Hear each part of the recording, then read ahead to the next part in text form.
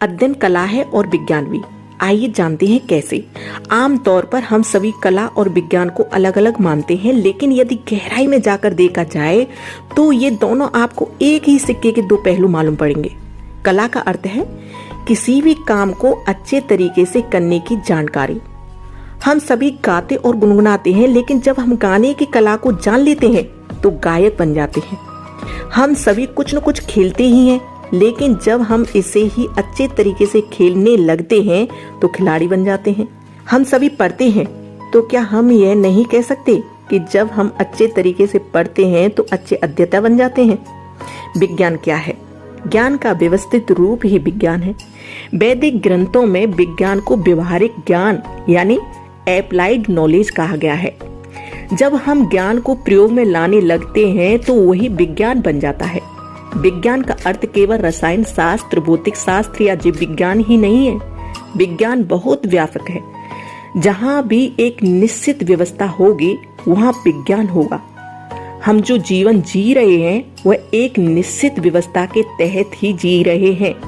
सांस का आना जाना, भूख लगना तथा सोना आदि सब कुछ एक व्यवस्थित तरीके से होता जा रहा है। जैसे ही यह व्यवस्था भंग होगी वैसे ही हमारा जीवन टूट जाएगा।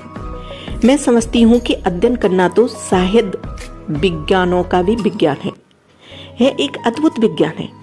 अद्भुत इस मायने में है कि पहले तो हम पुस्तक पढ़ते हैं, फिर पढ़े हुए भाव और विचारों के बिंब अपनी मस्तिष्क में बनाते हैं।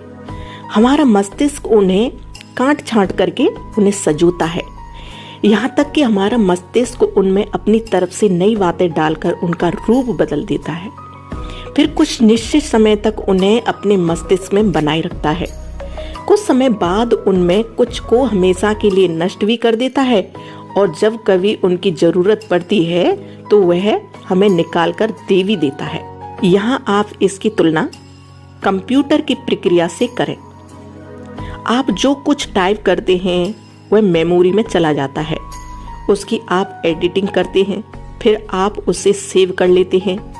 जब उसकी जरूरत पड़ती है तब आप उस फाइल को ढूंढकर स्क्रीन पर ले आते हैं। मेरा आपसे प्रश्न केवल यह है कि यदि कंप्यूटर विज्ञान है तो फिर क्या हमारा मस्तिष्क विज्ञान नहीं हो सकता? मस्तिष्क तो एक विलक्षण कंप्यूटर है। यह कंप्यूटरों का भी एक कंप्यूटर है। इसलिए मैंने अध्ययन को विज्ञानों का विज्ञान कहा है। लेकिन अध्ययन केवल विज्ञान ही नहीं है, क्योंकि अध्ययन करने का ढंग प्रत्येक व्यक्ति के अनुसार बदलता रहता है, जबकि विज्ञान में ऐसा नहीं होता। विज्ञान के निष्कर्ष हमेशा एक ही तरह के होते हैं, फिर चाहे उसे कोई भी निकाले। लेकिन अध्ययन के साथ ऐसा नहीं होता। स्वामी विवेकानंद के लिए किसी भी पुस्तक को एक बार पढ़ लेना ही पर्याप्त था, जबकि आम विद्यार्थी उसे 50 बार पढ़कर भी उतना याद नहीं रख पाता। यदि अध्ययन एक शुद्ध विज्ञान होता तब तो सभी के साथ एक ही घटना घटती। चूंकि ऐसा नहीं हो रहा है, इसलिए हमें यह मानना पड़ता है कि यह एक कला भी है। जब किसी काम को करने का नियम तो एक ही होता है, लेकिन उसके करने के ढंग कई हो जाते हैं, तो वह प्रक्रिया कला बन जाती है। लेकिन इतना जरूर है कि जो भी पढ़ने की इस कला को समझ लेगा वह निश्चित रूप से अपने परिणाम को बेहतर बना लेगा। यह तो हो सकता है कि तुलनात्मक दृष्टि से वह दूसरों से अधिक बेहतर न हो, लेकिन यह नहीं हो सकता कि वह तुलनात्मक दृष्टि से स्वयं से भी बेहतर नहीं होगा। यह संभव ही नहीं है।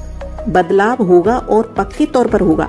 यह प्रकृति का एक शाश्वत नियम है कि जब कोई भी काम व्यवस्थित तरीके से किया जाता है तो उसके परिणाम पहले से बेहतर ही होंगे।